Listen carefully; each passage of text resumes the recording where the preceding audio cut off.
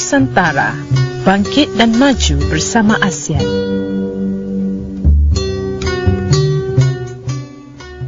Selamat petang kepada para pendengar Duran Nusantara bersama saya Nurbaya Hassan dan saya Radita Arman Muhammad. Hari ini 19 Jun 2015, hari Jumaat, dan sekarang ini tepat jam 2.39 petang. Apa khabar Radi? Hari kedua berpuasa kita? Alhamdulillah. Alhamdulillah. Sihat. Saya harap para pendengar Duran Nusantara masih lagi kekal cergas walaupun sekarang ini cuaca daripada pagi hari mendung dan akan berlanjutan mendung ini sehingga ke petang. Alhamdulillah kita berpuasa, permulaan puasa daripada semalam, dan hari ini cuaca sangat membantu kita untuk menjalankan ibadah puasa. Okey, info untuk saya kongsikan bersama para pendengar hari ini mengenai diabetes dan puasa, apa yang perlu anda tahu. Bulan Ramadan merupakan ibadah mulia bagi seluruh umat Islam, tidak terkecuali bagi golongan yang menderita diabetes atau kencing manis. Tetapi ada berita baik kerana masih ada cara buat pengidap diabetes ini untuk meneruskan amalan di bulan puasa.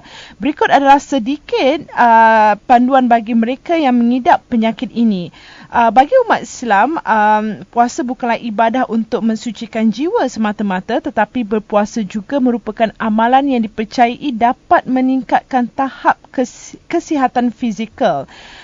Bagi pengidap kencing manis yang beragama Islam, sesungguhnya puasa boleh mendatangkan mudarat kepada kesihatan mereka sebenarnya, ya Radi, sebab mereka boleh mengalami komplikasi. Ada dua komplikasi yang mereka boleh alami, iaitu sama ada hipogliksemia, kandungan gula terlalu rendah, ataupun hypergliksemia, kandungan gula yang terlalu tinggi.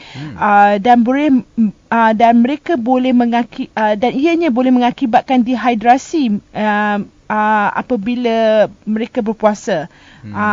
Badan mereka akan mengalami dehidrasi yang sangat tinggi jika mereka menjalani ibadah puasa ini. Jadi apabila usus selesai menyerap semua nutrisi makanan yang diambil, tubuh akan mengalami fasa berpuasa lebih kurang 8 jam setelah menikmati hidangan terakhir. Dan kajian menunjukkan, kajian epidemiologi kencing manis dan Ramadan ataupun EPDR menunjukkan bahawa peningkatan sebanyak 7.5 kali ganda kemasukan ke hospital bagi pesakit kencing manis jenis 2 akibat hypogliksemia yang teruk, dan peningkatan 5 kali ganda akibat dari hypergliksemia yang teruk sehingga memerlukan pesakit kencing manis jenis 2 dimasukkan ke hospital. Jadi kajian tempatan juga menunjukkan 1.6 kali lebih tinggi kadar hypogliksemia semasa tempoh berpuasa berbanding tempoh tidak berpuasa. Terjadi kerana kesan ubat semakin berkurangan untuk mengawal keadaan itu. Sebab sepanjang selepas mereka makan, selepas sahur, sepanjang 8 jam itu mereka tidak ada pengambilan gula. Jadi mereka akan mengalami hypogliksemia, mereka akan rasa pitam, dan pada waktu yang sama mereka akan alami dehidrasi. Itu yang membuatkan mereka jadi lebih teruk tetapi mereka nak berpuasa. Jadi mungkin Radi boleh teruskan panduan untuk mereka yang mengalami kencing manis ini ketika berpuasa. Ya. Panduan ketika berpuasa. Yang pertama, bersahur secukupnya. Bukan ala kadar. Tapi dalam kuantiti yang cukup untuk boleh support 8 jam. 8 jam. Kedua, menyegerakan berbuka puasa. Memang dalam Islam pun digalakkan untuk menyegerakan berbuka puasa. Ketiga adalah makan berpada-pada ketika berbuka serta kurangkan hidangan yang manis. Ya, betul. Yang keempat, segera berbuka bila mengalami sama ada hypogliksemia atau dehidrasi. Adalah haram untuk pesakit meneruskan puasa kerana ia boleh memudaratkan kesihatan pesakit tadi. Betul. Seterusnya, makan ubat, menyuntik insulin mengikut nasihat doktor. Dan seterusnya lagi, mengawasi penyakit diabetes dan kesihatan mereka secara umumnya.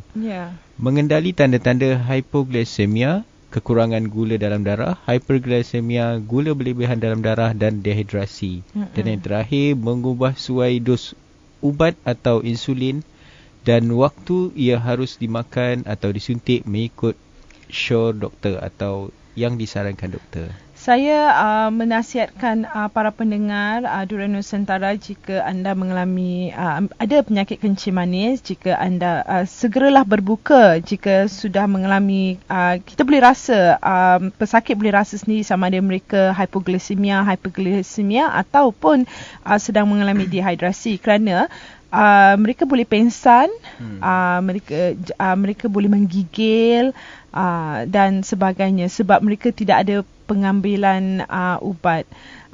Tetapi mungkin dengan panduan ini boleh membantu sebersedikit para pesakit kencing manis untuk meneruskan ibadah mereka di bulan puasa ini. Kita teruskan dengan Berita Nusantara.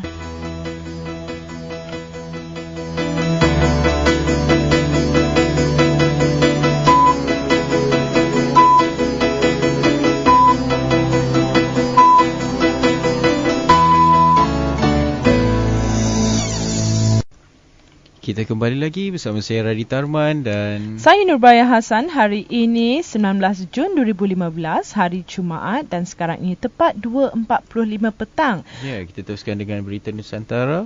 Berita antarabangsa yang ingin saya kongsikan adalah mengenai Donald Trump. Telah mengumumkan untuk bertanding sebagai Presiden Amerika Syarikat.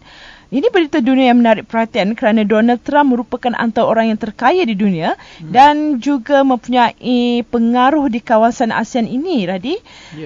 Jutawan selebriti Donald Trump mengambil risiko membuat keputusan bertanding merebut jawatan Presiden Amerika Syarikat pada pilihan raya 2016 nanti.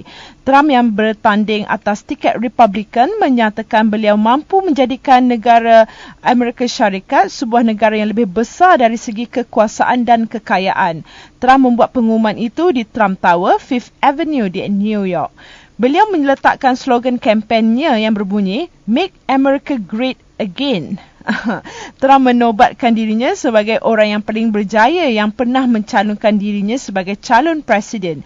Dia juga menyatakan mampu mengembalikan keunggulan ekonomi Amerika. Sebelum ini, Trump pernah beberapa kali mengumumkan akan bertanding calon presiden tetapi menarik diri pada saat akhir. Keinginannya menjadi presiden pertama kali muncul pada tahun 1987. Diikuti 1999, 2004 dan yang terakhir 2011. Jadi bermaksud bukan ini kali pertama dia mahu mencalonkan dirinya sendiri, sudah beberapa kali. Sementara itu, pemerhati melihat pengumuman rasmi Trump ini membuktikan beliau serius kali ini untuk bertanding. Pengumumannya itu menjadikan Trump sebagai individu ke-12 dari Parti Republican bertanding dalam pilihan raya Presiden 2016 nanti. Menurut akhbar Washington Post, kekayaan bersih Trump kini bernilai dolar Amerika Syarikat 9 bilion. Dan saya juga ingin berkongsi untuk menyampaikan update terkini mengenai kapal tangki MT Orkin Harmony, iaitu kesemua kru telah diselamatkan dan 8 perampas telah berjaya melarikan diri. Kesemua kru kapal tangki MT Orkin Harmony yang hilang sejak minggu lalu dilaporkan telah berjaya diselamatkan dan dibebaskan kira-kira 2:30 pagi tadi.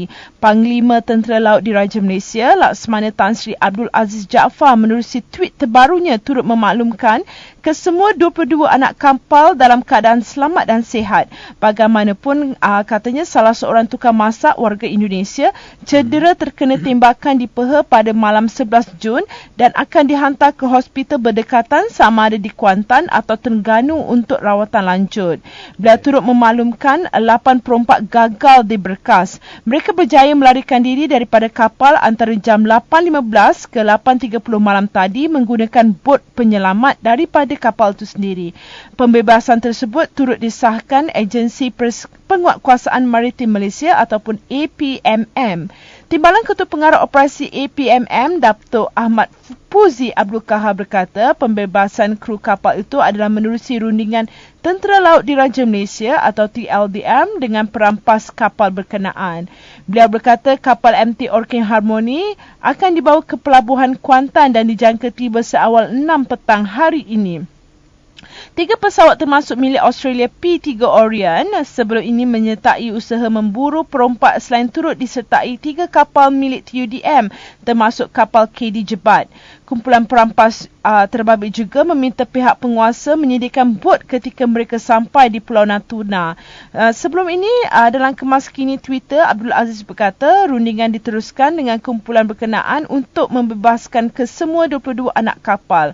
Kata beliau lagi, sekurang-kurangnya 8 perompak telah dikesan dan kumpulan perompak yang bersenjatakan pistol dan parang berkomunikasi menggunakan logat Indonesia. Kapal itu dikesan 3.45 petang Rabu oleh pesawat tentera Australia P3 Orion di Teluk Siam. Kapal tangki membawa muatan minyak petrol RON 95 bernilai 21 juta ringgit itu juga ditukar nama dan dicat dengan warna lain. TLDM yakin muatan petrol terbabit masih berada dalam kapal.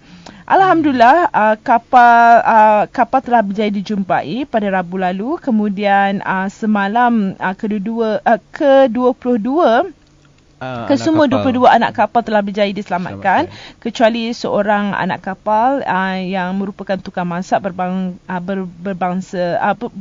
berkerakyatan Indonesia cedera di kaki ditembak pada 11 Jun. Alhamdulillah semoganya selamat kecuali kita tidak dapat memberkas ke-8 perompak tersebut. Tapi saya membaca bahawa perompak-perompak ini telah mengambil details ataupun butir-butiran setiap anak kapal dan ahli keluarga mereka. Daftar peribadi anak-anak kapal ini dan juga ahli keluarga mereka, butiran mengenai ahli keluarga mereka. Kerana itu sebagai salah satu ugutan perompak kepada anak-anak kapal supaya anak-anak kapal tidak memberitahu kepada pegawai polis ataupun pegawai tentera tentang siapa mereka ini, identiti mereka. Ya, kita break Radi sebelum kita masuk ke politik dan hal ehwal semasa.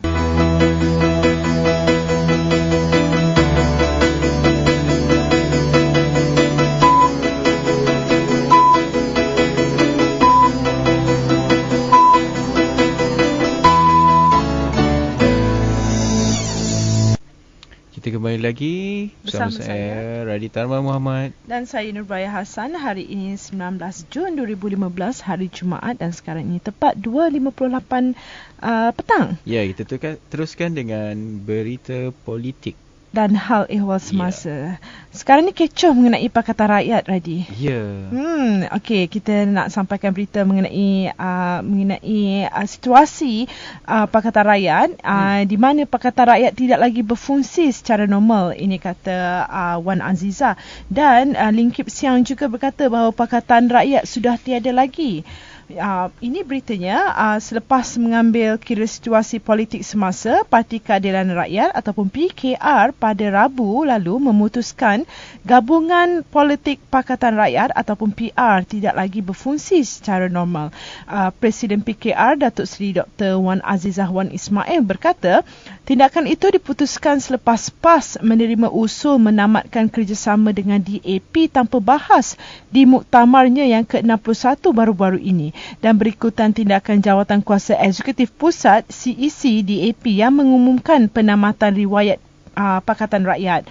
Dalam satu kenyataan yang dibuat naik ke laman Facebook Wan Aziza, beliau berkata PKR kesal dengan tindakan kedua-dua parti itu yang menganggap ia dilakukan dengan tergesa-gesa.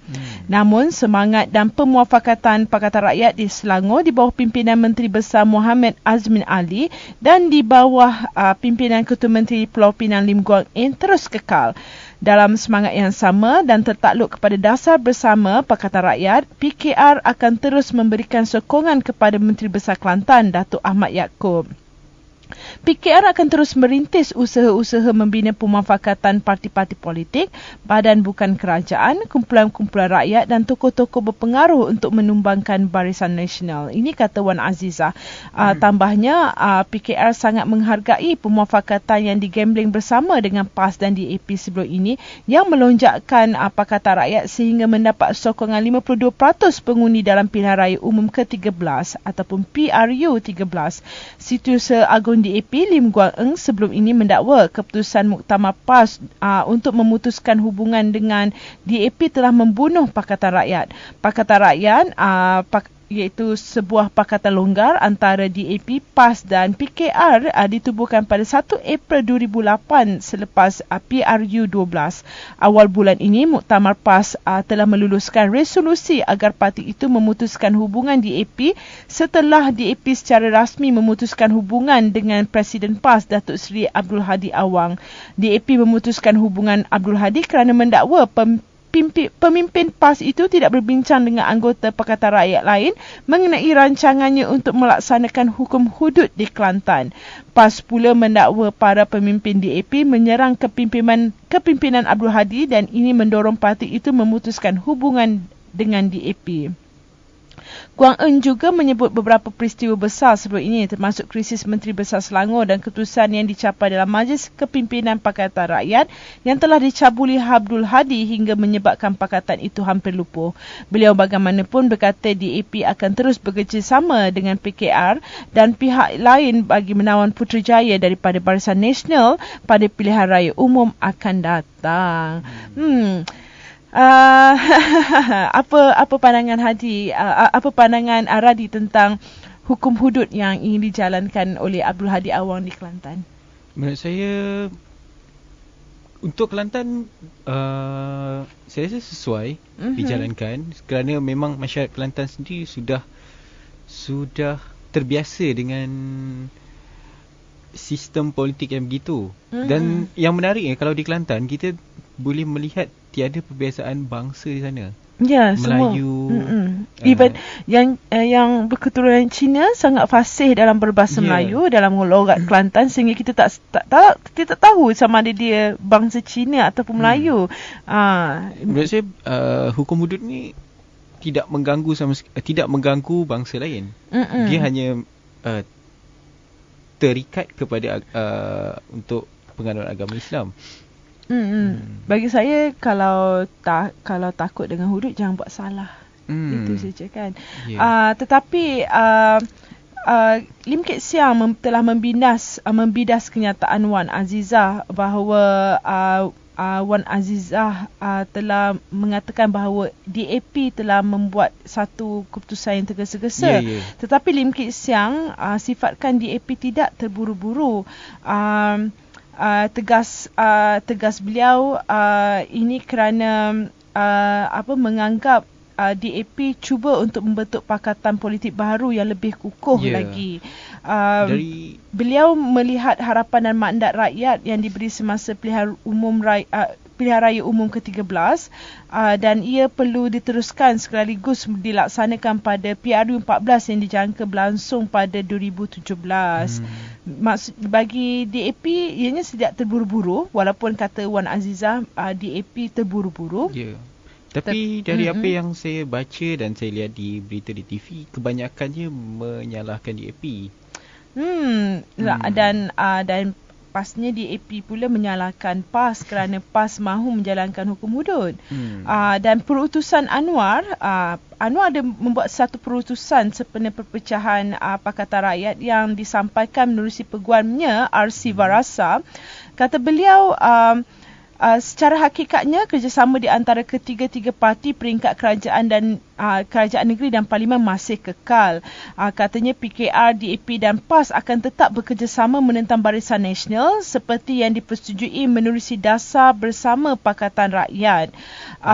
Anwar yang sedang menjalani hukuman penjara 5 tahun di Sungai Buloh menggesa pemimpin di Selangor, Pulau Pinang dan Kelantan memberi sepenuh perhatian terhadap masalah rakyat. Maksudnya perpecahan pembubaran Pakatan Rakyat jangan dijadikan satu isu, bukan jadikan satu isu. Dasar bersama Pakatan Rakyat itu tetap diteruskan kerana masalah-masalah rakyat adalah satu masalah yang penting untuk diberi perhatian berbanding dengan pembubaran Pakatan Rakyat ini. Ini satu lagi perkara yang menarik bagi saya. Kita terlalu memfokuskan benda yang remeh. Kita ada benda yang lebih besar kita harus fikirkan. Tapi sebenarnya pembubaran Pakatan Rakyat ni belum official atau belum secara rasmi. Tapi ada keterangan dari Ketua Pemuda PAS, iaitu anak daripada Allahyarham Nik Aziz, Ketua Pemuda Nik Abdul Aziz berkata beliau masih yakin dengan kewujudan Pakatan Rakyat meskipun sekutunya di AP sudah mengisytiharkan gabungan itu tidak lagi wujud. Katanya keputusan yang dibuat di AP itu merupakan keputusan sendiri atau keputusan sebelah pihak. Dan ia tidak menyebabkan pembubaran Pakatan Rakyat. Jadi pembubaran ini perlu pengesahan atau pengisytiharan dari tiga parti politik tadi. Itu PKR, DAP dan PAS. Kalau satu saja berarti Pakatan Rakyat tidak boleh diisytiharkan, dibubarkan. Tetapi DAP telah menarik diri daripada Pakatan Rakyat. PAS juga begitu kerana perbalahan antara PAS dan DAP, iaitu PAS ingin menjalankan hukum hudud tetapi DAP tidak bersetuju dengan pelaksanaan hukum hudud itu. Itu membuatkan mereka berpecah. Tetapi PKR mengharapkan Pakatan Rakyat masih diteruskan, tetapi Wan Azizah mengambil satu langkah positif, iaitu jika hendak dibubarkan tidak apa asalkan dasar bersama Pakatan Rakyat itu masih diteruskan. Itu juga nasihat Anwar Ibrahim yang sedang menjalani hukuman penjara 5 tahun di Sungai Buloh. Beliau menggesa pemimpin di Selangor, Pulau Pinang dan Kelantan masih mengekalkan dasar bersama Pakatan Rakyat itu untuk membantu dan memberi perhatian kepada masalah-masalah rakyat. Bukan menumpukan masalah terhadap isu Pakatan Rakyat ini.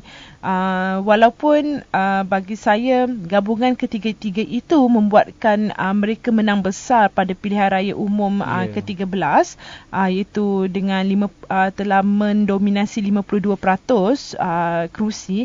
Tetapi ini bagi saya macam orang kata satu benda yang walaupun walaupun perpecahan berlaku tetapi kesepakatan itu masih ada.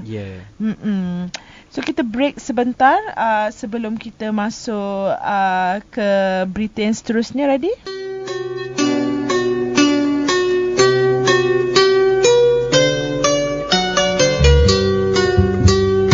Durian Nusantara, bangkit dan maju bersama ASEAN.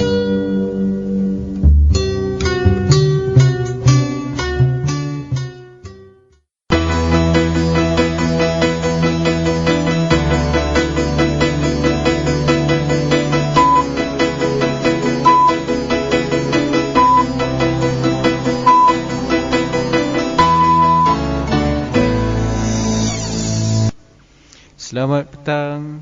Saya Nurbaya Hassan. Dan saya Rai Tamar Muhammad. Sekarang ini tepat jam 3.11 petang. Hari ini 19 Jun 2015, hari Jumaat. Kita teruskan lagi dengan berita politik dan hal ehwal semasa mengenai sekarang ini berita mengenai PTPTN. Potong gaji penjawat awam yang tidak bayar PTPTN. Langkah memotong gaji mandatory penjawat awam yang liat membayar hutang Perbadanan Tabung Pendidikan Tinggi Nasional atau PTPTN hanya akan dilakukan sebagai jalan akhir bagi menyelesaikan masalah itu, kata Ketua Setiausaha Negara Tan Sri Ali Hamzah. Beliau berkata pihaknya akan mengadakan mesyuarat bagi membincangkan masalah yang melibatkan kira-kira 33,000 penjawat awam dan langkah terbaik bagi mengatasinya. Dilaporkan lebih 3,000 penjawat awam termasuk penyandang pelbagai jawatan kanan tidak pernah langsung membayar pinjaman PTPTN mereka. Jumlah itu dilaporkan mewakili 12% daripada keseluruhan lebih 280,000 kaki tangan kerajaan yang membuat pinjaman PTPTN. Ali berkata tidak semua penjawat awam dari jumlah terbabit tidak membayar balik hutang PTPTN mereka. Malah tidak ada dari kalangan mereka yang diisytiharkan muflis.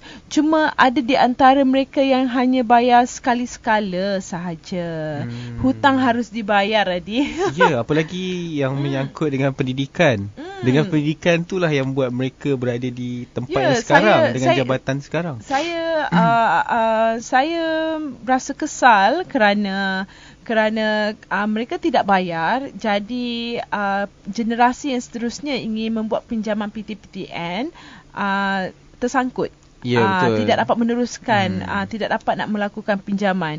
Bagi Khairi Jamaluddin juga pula, beliau mencadangkan tindakan tata tertib buat penjawat awam yang gagal bayar PTPTN ini pula. Tan Sri Ali Hamzah sedikit berlembut hati. Tapi Khairi Jamaluddin lebih tegas. Ya, dia lebih bertegas untuk mengenakan tindakan tata tertib. Beliau berkata tiada alasan bagi penjawat awam untuk tidak membayar balik pinjaman memandangkan mereka sudah mempunyai pendapatan tetap. Menurut Khairi, peminjam yang tidak membayar balik telah mengkhianati perjanjian dan menafikan hak pelajar lain untuk mendapatkan pinjaman yang sama, dan kita telah sedia maklum bahawa jumlah pinjaman PTPTN kini telah dikurangkan kerana ramai yang tidak membayar balik. Jabatan Perkhidmatan Awam perlu mempertimbangkan tindakan tata tertib dikenakan kerana penjawat awam harus mendukung dasar kerajaan dan bukan mengkhianati perjanjian tersebut. Khairi berkata beliau faham sekiranya atas beberapa masalah seperti mengidap penyakit kronik, mungkin mereka tidak mampu nak bayar balik, tetapi peluang masih diberikan untuk mereka menjadualkan semula bayaran balik tersebut. Jadi ada pelbagai cara, pelbagai kaedah yang PTPTN telah layout untuk para peminjam untuk membayar balik semula pinjaman mereka. Jangan tak bayar langsung, jangan bayar sekali-sekala. Ini akan menyukarkan pelajar-pelajar yang lain untuk membuat pinjaman. Jadi kalau banyak yang tak bayar, maknanya kuota PTPTN untuk menyediakan sponsor kepada pelajar baru tu semakin kurang. Dan bagi Khairi, peminjam yang tidak membayar balik telah mengingati perjanjian. Sebab semasa kita nak membuat pinjaman itu, kita harus tanda tangani satu kontrak bahawa kita harus membayar balik pada sekian-sekian waktu. Mereka sudah tetapkan jadualnya. Tetapi jika tetapi PTPTN sangat mereka tidak sangat lenient, maksudnya sangat tidak terlalu tegas, kerana faham kadang-kadang graduan selepas habis belajar tidak semestinya terus dapat kerja, mengambil masa. Jadi perkara itu penjadualan pembayaran balik boleh dilakukan, penjadualan semula boleh dilakukan. Tetapi bagi Khairi Jamaluddin ini satu isu yang besar kerana pelajar lain untuk mendapatkan pinjaman yang sama, PTPN telah kurangkan. Seperti yang kita tahu, Khairi Jamaluddin adalah Menteri Belia dan Sukan. Dia memang mengambil berat masalah-masalah belia. Dan saya juga setuju juga dengan Khairi. Sebab apa tindakan yang dibuat kepada mereka yang tak bayar ni, apa yang saya baca, salah satunya pasport mereka tidak boleh diperbaharui, dan kedua mereka memang tidak boleh keluar daripada Malaysia. Ya, itu betul. Sebab kerana mereka takut jika keluar daripada Malaysia tak nak balik pula, sebab nak lari daripada membayar balik pinjaman ini. Ia seperti kita menyenarai hitamkan bankruptcy. Betul. Dan saya bersetuju juga dengan Khairi, iaitu tindakan tata tertib harus dilakukan, diambil kerana penjawat awam ini sudah mendapat gaji tetap setiap bulan. Mereka boleh, kerana salah satu cara pembayaran balik PTPTN dengan melakukan potongan gaji setiap bulan, dan potongan gaji yang boleh dibuat tidaklah terlalu membebankan, sekitar 150 hingga 200 setiap bulan saja. Sesuai dengan gaji yang mereka terima. Kita break untuk kita masuk berita ekonomi dan bisnes.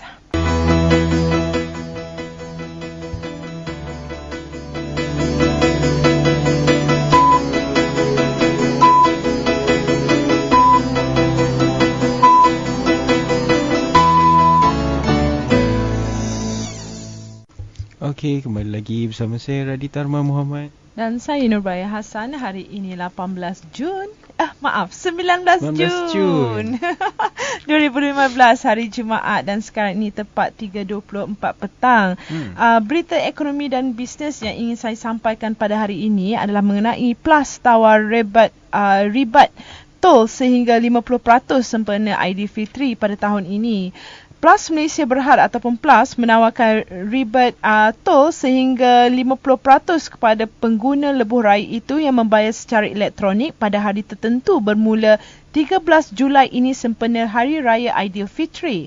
Pengarah urusan PLAS, Datuk Nuriza Abdul Hamid berkata, ribat tol itu ditawarkan kepada pengguna kenderaan kelas 1 yang membayar tol secara elektronik pada hari-hari bukan puncak, iaitu pada 13, 14, 15, 21, 22 dan 23 Julai. Ia boleh dinikmati oleh pengguna yang menggunakan lebuh raya untuk perjalanan jarak jauh, iaitu melebihi 100 km pada hari-hari berkenaan. Beliau berkata ribat tol sebanyak 50% itu akan diberikan kepada pada hari 13 dan 23 Julai sahaja. Manakala pada 14 dan 22 Julai orang ramai akan menerima ribat tol sebanyak 40%. Sementara itu ribat tol 30% pula akan diberikan kepada orang ramai pada 15 dan 21 Julai. Pemberian ribat tol ini adalah salah satu daripada strategi PLAS untuk mengagihkan trafik serta menggalakkan orang ramai bergerak pulang ke kampung sebelum Hari Raya Aidilfitri dan kembali ke bandar selepas Berhari Raya. PLAS juga akan mengeluarkan jadual cadangan waktu perjalanan ataupun PTA dalam membantu orang ramai menikmati perjalanan yang lebih selesa pada musim perayaan ini. Sangat menarik kerana ini salah satu cara operasi PLAS untuk untuk mengagihkan perjalanan agar para pengguna lebuh raya PLAS tidak keluar serentak untuk mengelakkan kesesakan.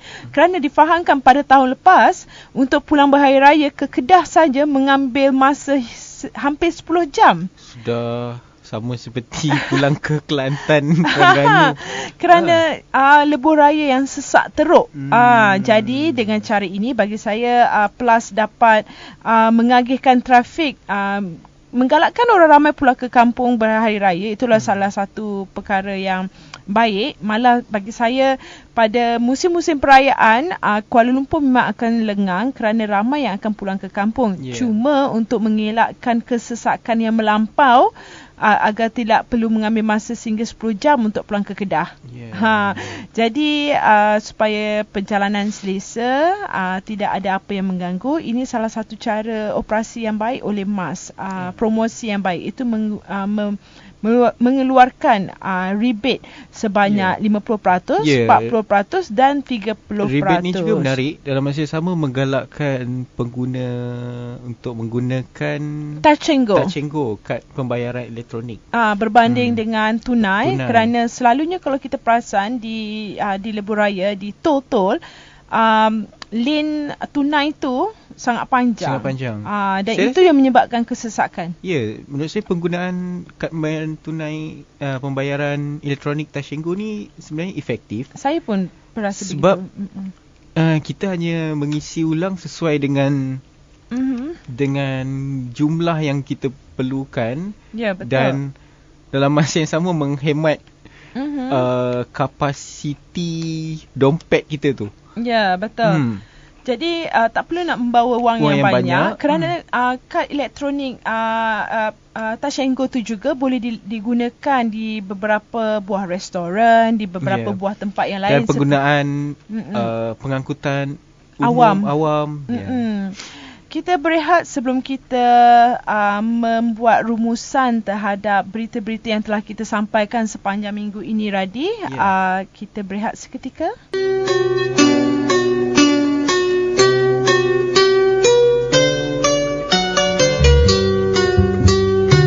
Durian Nusantara, bangkit dan maju bersama ASEAN.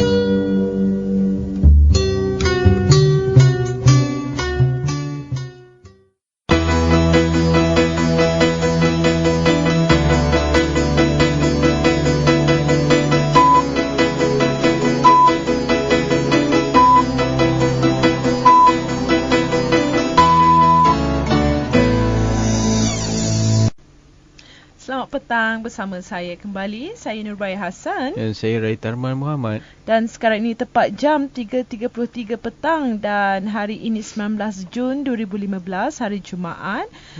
Sebelum kami menutupkan tirai pada minggu ini, kita ingin merumuskan kembali berita-berita yang telah kami sampaikan sepanjang minggu ini, iaitu sepanjang 15 hari bulan Jun sehingga 19 Jun 2015.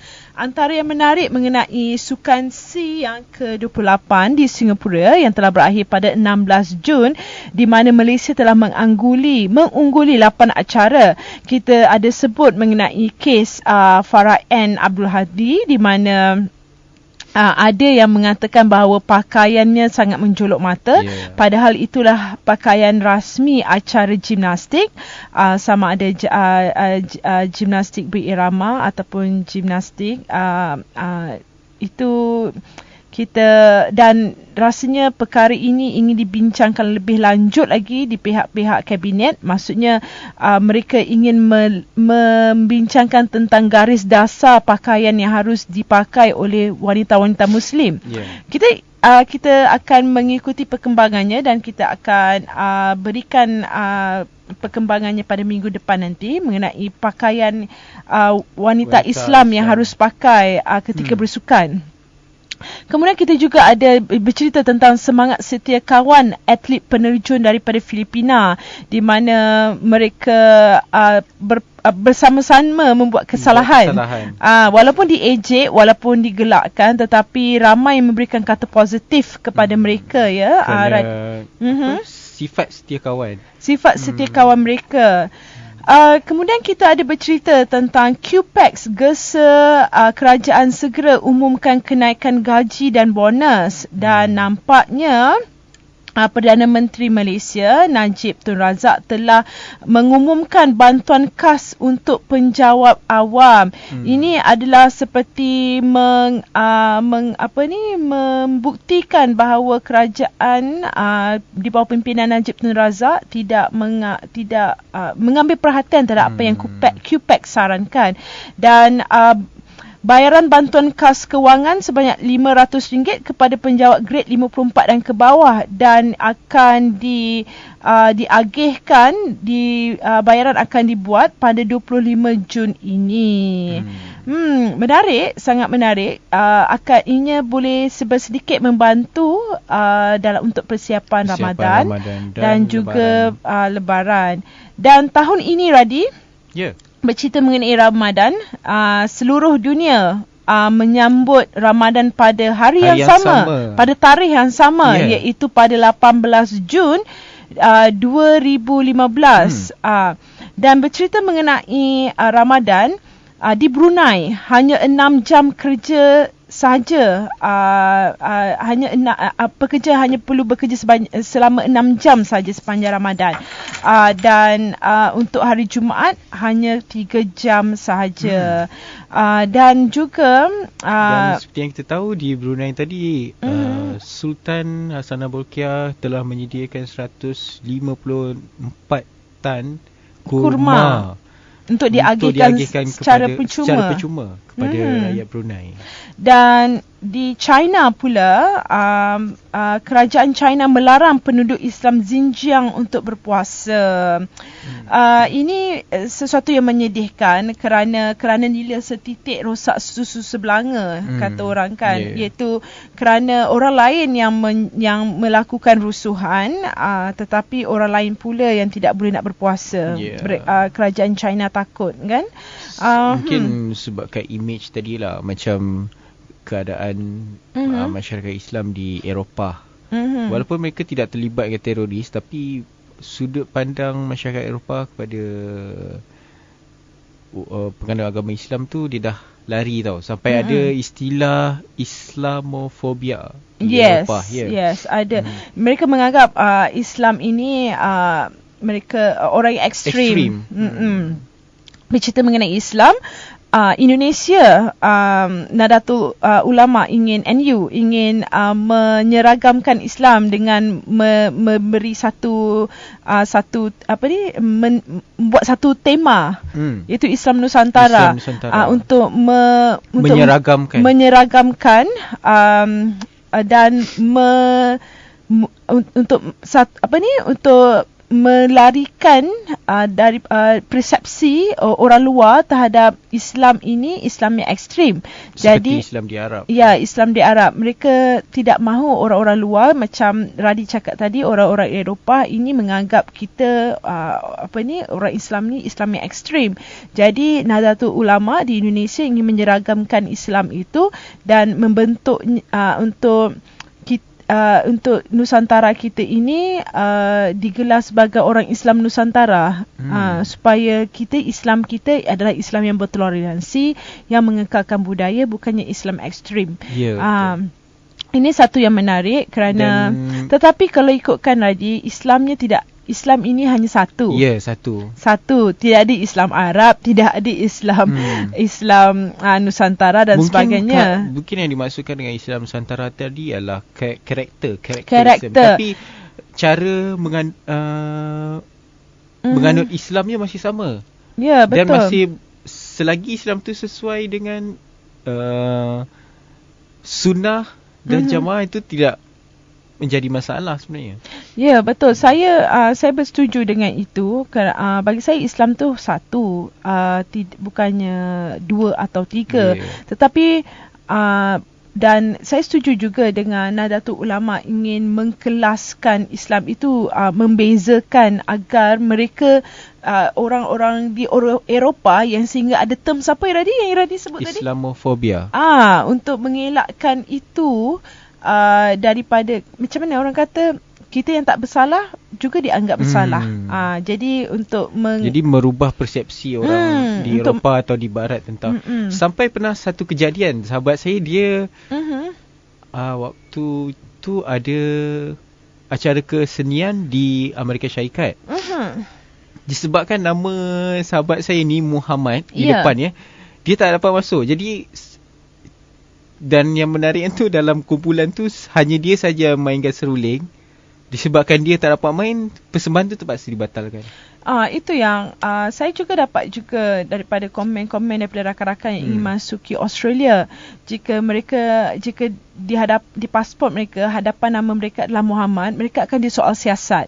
Apakah tujuan masuk ke Australia, dengan siapa dan sebagainya. Kerana mereka saya faham kerana mereka ingin tahu, mereka takut, pihak kerajaan Australia takut mereka melepaskan masuk pengganas. Tetapi itulah, tak semua orang yang bernama Muhammad itu adalah pengganas. Tetapi bagi saya, jika ada Islam Nusantara ini untuk mengklasifikasikan bahawa aku Islam Nusantara, aku bukan orang yang ekstrim, kan? Bercerita mengenai Indonesia juga, kepakaran Malaysia jayakan projek lebuh raya terpanjang di Indonesia.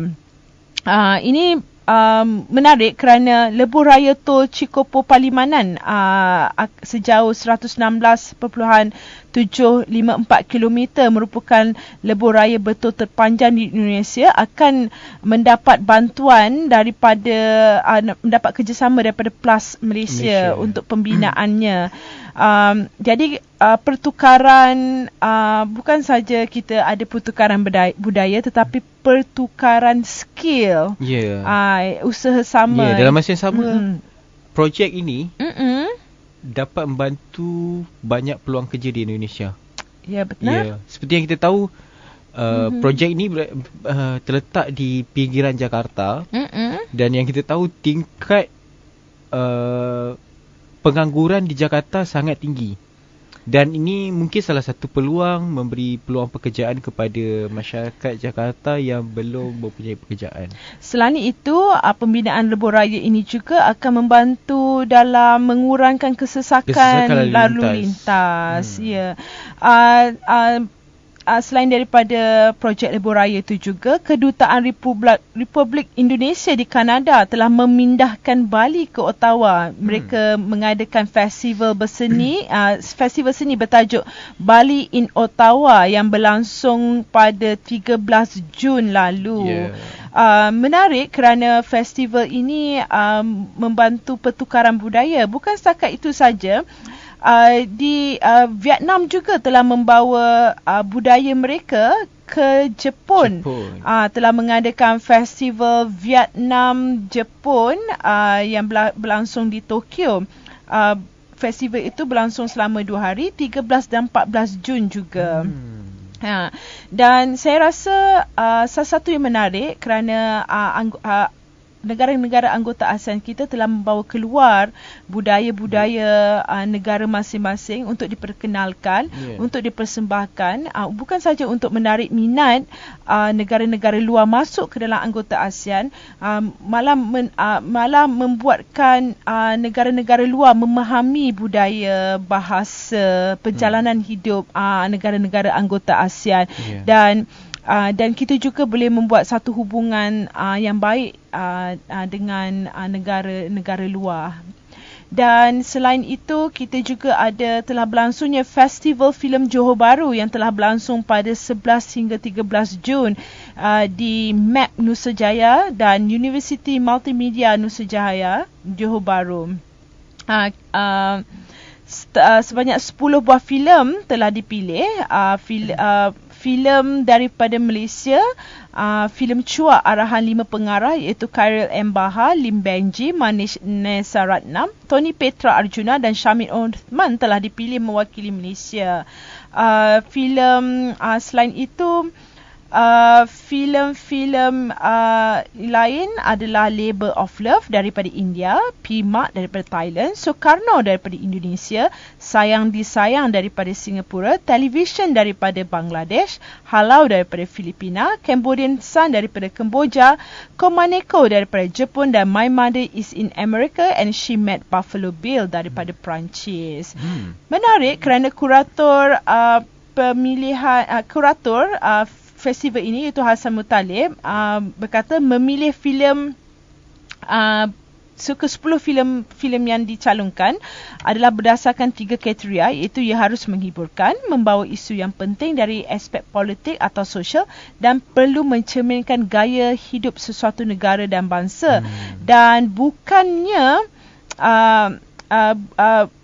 pemilihan bukannya pada kesan-kesan khas visual, ataupun kesan visual. Intipati cerita itu adalah penting.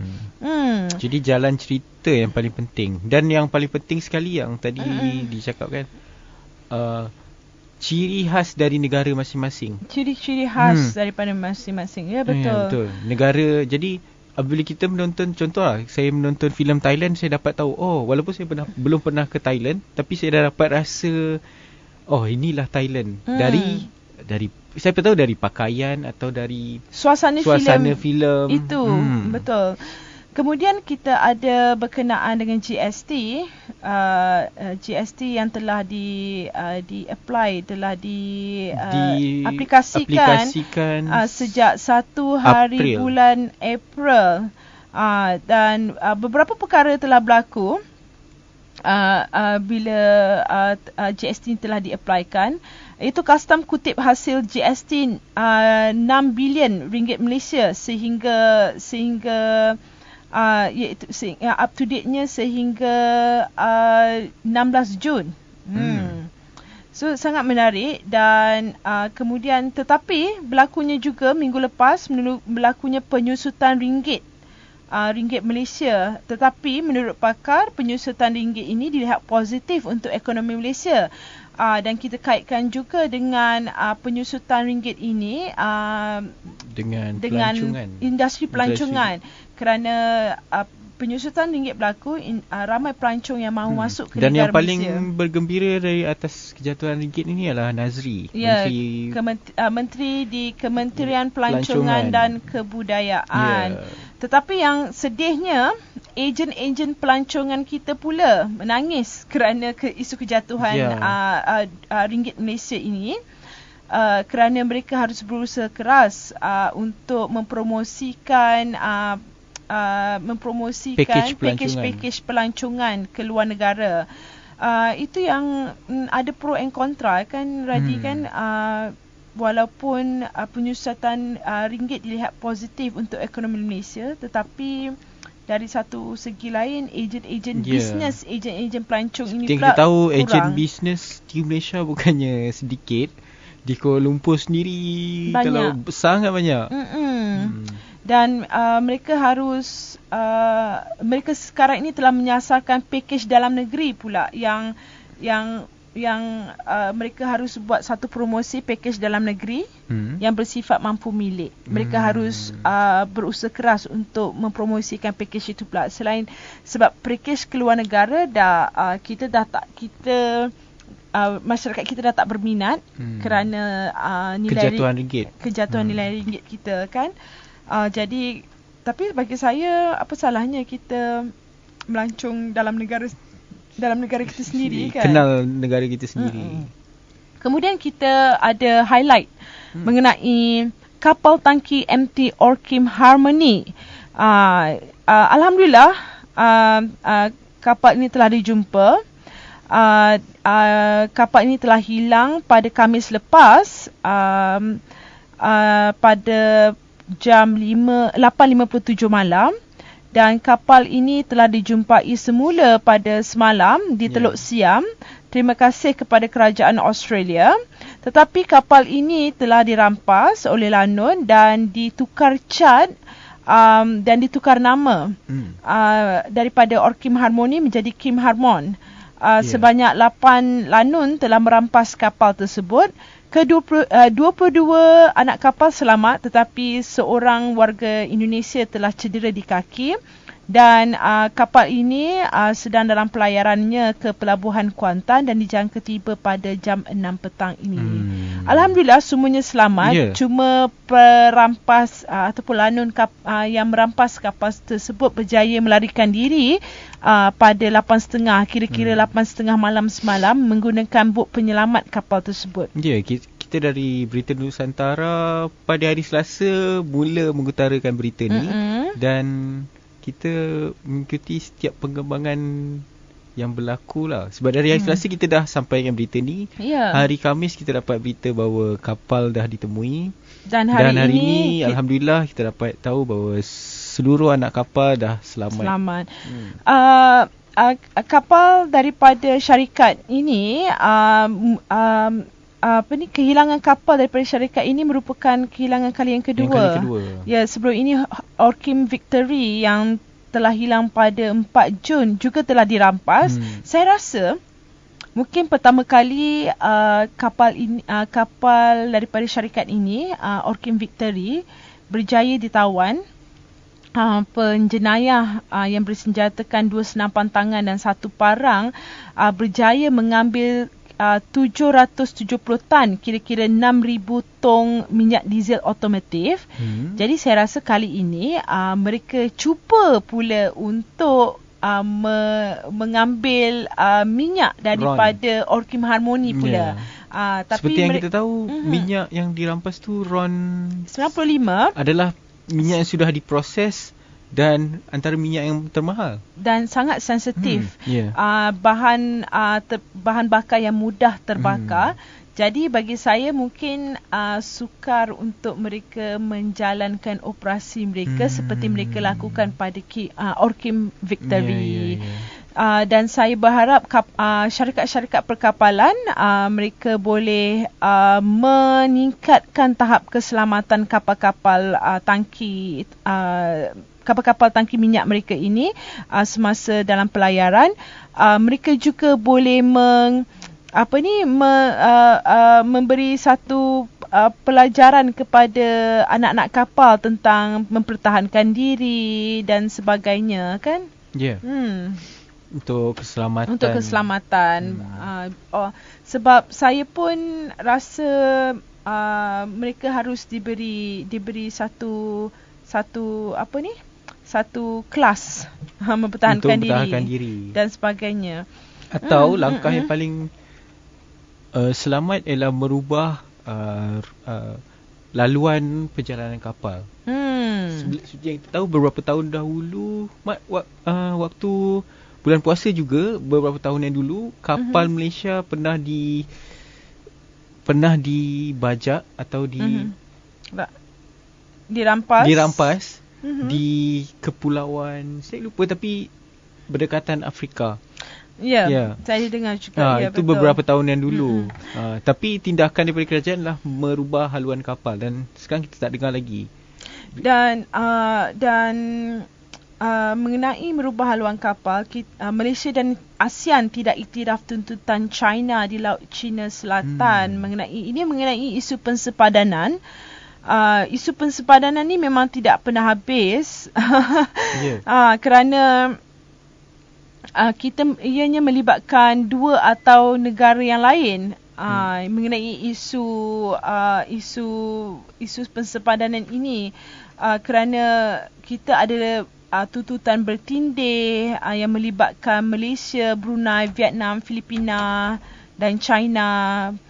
Jadi isu pensepadan ni sepadan laut, sepadan darat. Kalau kita sepadan darat di antara Malaysia Thailand, Malaysia Indonesia dan Malaysia Brunei. Malaysia Thailand masih lagi tidak selesai isu sempadan darat. Kalau isu sempadan maritim pula, Malaysia mempunyai tuntutan bertindih dengan kawasan maritim bersama Indonesia, Filipina, Vietnam, Thailand dan Singapura. Kita sebab Malaysia di tengah-tengah. Itu masalahnya. Tetapi saya tak fikir masalah ini akan menjadi satu bebanan terhadap rakyat-rakyat setiap negara. Maksudnya macam hubungan antara kita, walaupun itu masalah sempadan, tetapi hubungan antara sesama kita masih lagi kekal erat. Itu je. Ini adalah kebijakan daripada pemerintah dari setiap negeri lah. Ini kita, pemerintah setiap negeri harus bijak. Dan kemudian tentang satelit dijangka jatuh mungkin di Malaysia. Kita tak dengar lagi sama ada satelit itu sudah jatuh ataupun tidak. Mungkin dalam proses dia dalam perjalanan. Dia masih lagi dalam perjalanan. Dan kita satelit ini adalah satelit misi mengukur hujan tropika ataupun 3RMM yang dibina oleh NASA dan Japan Aerospace Exploration Agency ataupun JAXA. Kali terakhir diberitahu bahawa satelit itu sekarang ini berada 100 km daripada bumi. Kita memberi pihak operasi angkasa lepas akan mengeluarkan ramalan berkala tarikh kemasukan, tetapi tapi lokasi sebenar kawasan kejatuhannya masih lagi tidak dapat diramalkan. Ketua Pengarah Agensi Angkasa Negara Dr. Nordin Ahmad menasihatkan agar penduduk Malaysia tidak panik kerana kemungkinan untuk jatuh adalah ke dalam laut, kan. So tak perlu nak panik apa sangat, nikmati. Nikmati apa perkara yang terjadi. Seperti yang kita pernah bincang sebelum ni, bahawa belum pernah ada kes satelit jatuh dan jatuh di tempat di daratan yang kawasan penempatan padat penduduk.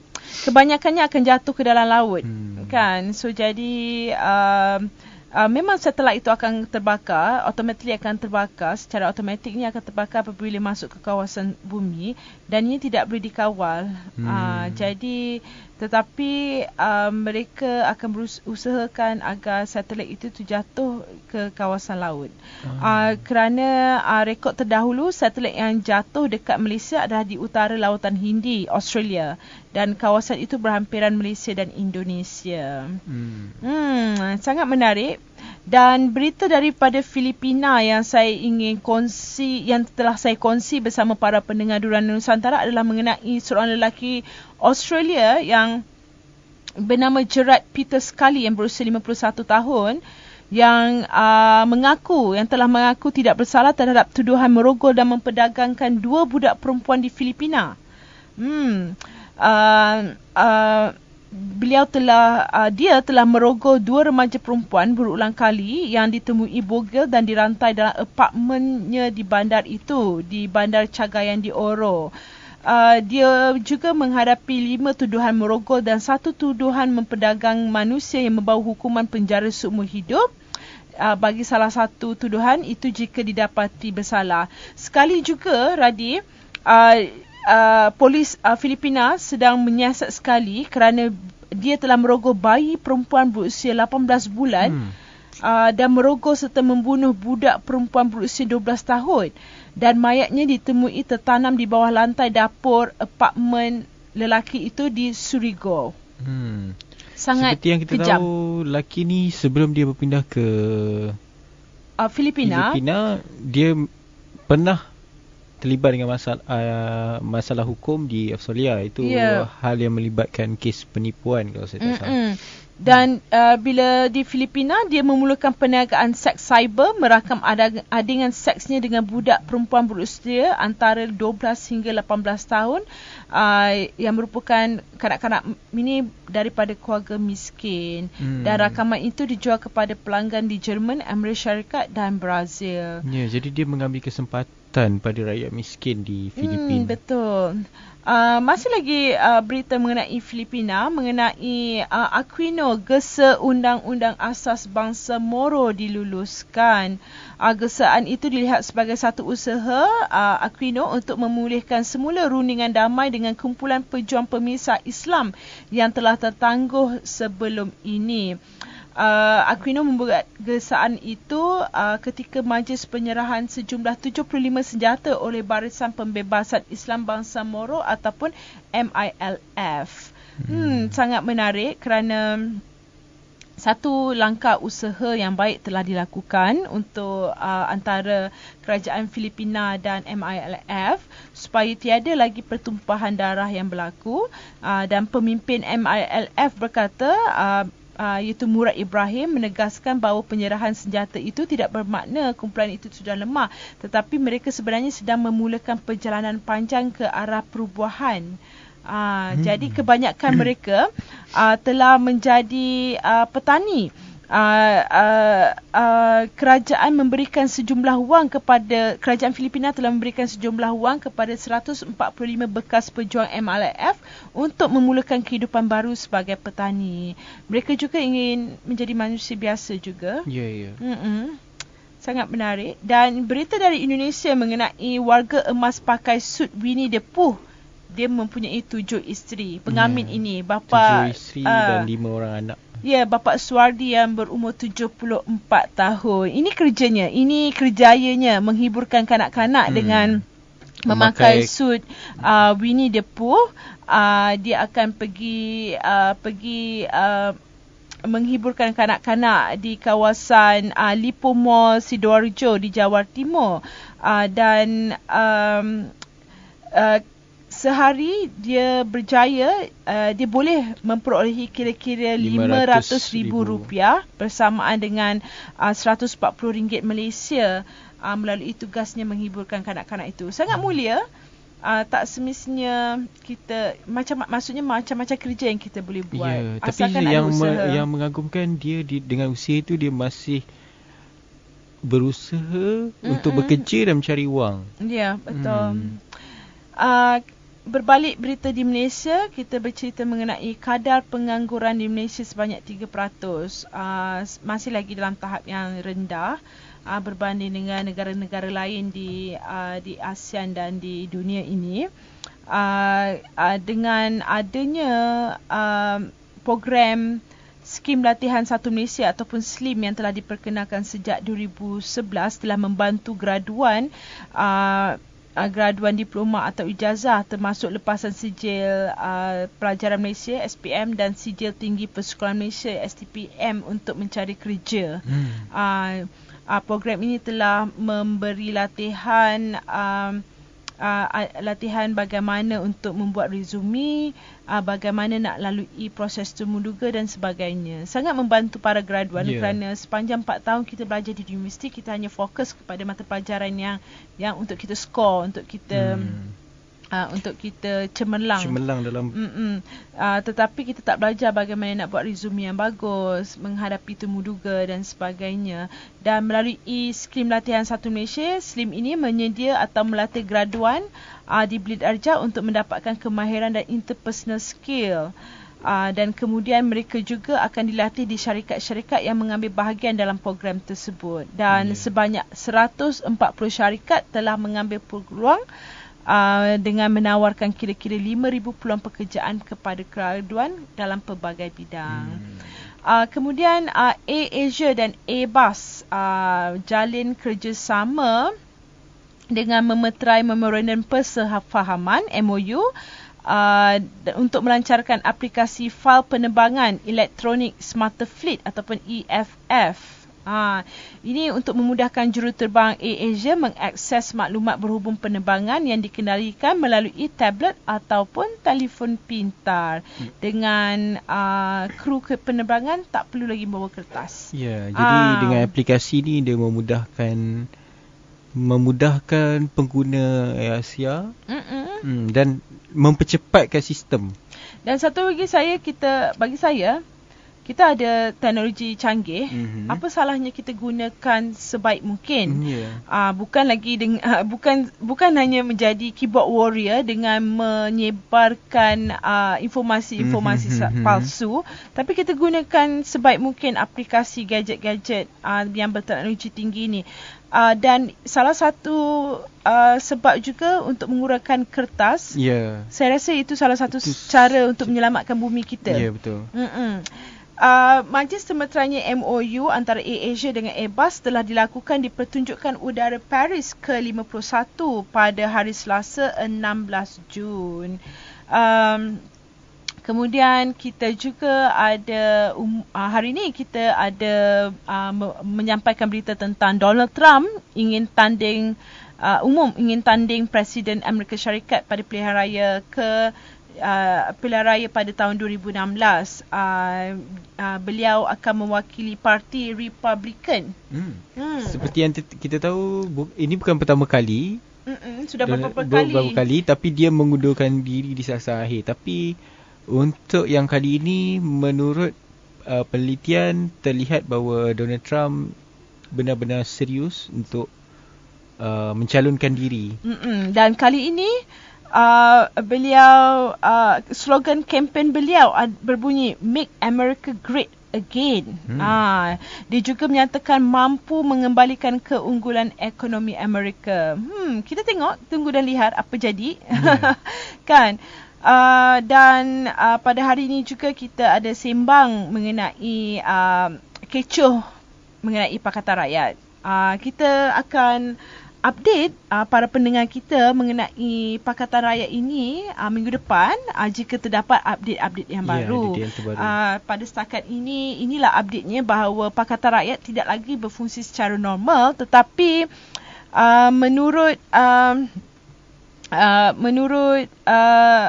Datuk Seri Anwar Ibrahim, beliau berharap dasar bersama antara Pakatan Rakyat, antara PKR, DAP dan PAS masih terus dijalankan di ketiga-tiga buah negeri, iaitu Kelantan, Pulau Pinang dan Selangor.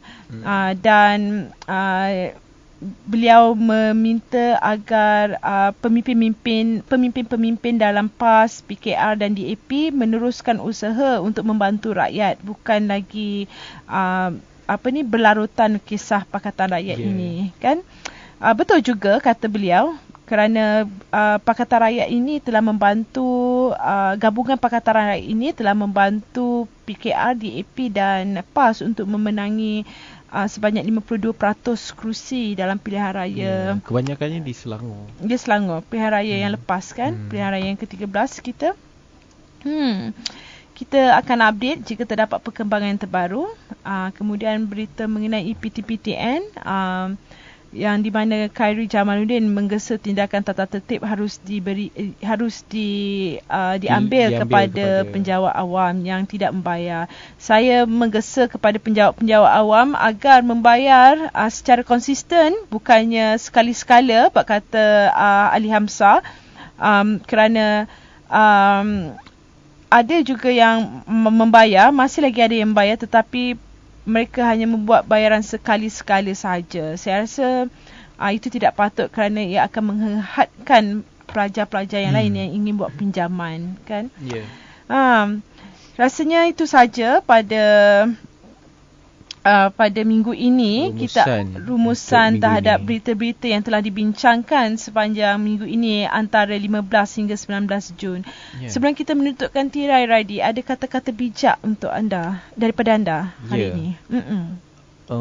Tuhan tak akan berikan cubaan melebihi kemampuanmu. Ketika putus asa, ingatlah, jika Tuhan memberinya padamu, Dia akan membuatmu melewatinya. Jadi kesimpulan dia bahawa apa yang kita ujian yang kita dapat ni sebenarnya sesuai dengan kemampuan kita sendiri. Kadang kita tak rasa kita tak mampu, tapi dan setiap Maha Pencipta tu lebih tahu setiap ujian yang diberikan oleh Maha Pencipta akan membuatkan kita dewasa, akan membuatkan kita belajar. Ujian yang dibagi tu sebenarnya dia tahu kita dapat melewati. Kita dapat.